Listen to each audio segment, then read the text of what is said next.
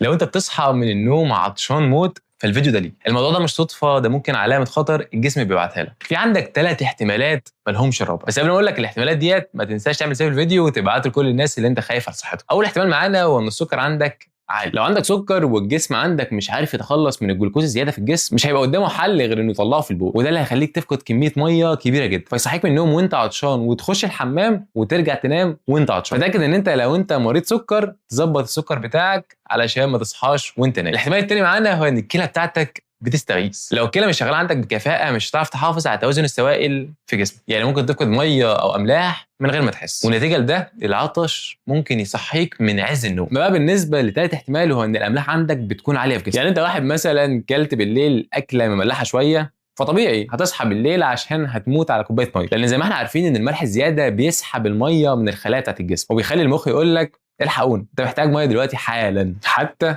وانت نايم. فخلاصه الموضوع العطش الليلي مش دايما عادي، ممكن يكون اول جرس انذار للسكر او للكلى او حتى للضغط. فلو بيحصل لك كده ما تنساش تكتب لنا تحت في كومنت، وفي الاخر مش محتاج اوصيك تعمل فولو ولايك عشان تعرف معلومات اكتر عن صحتك.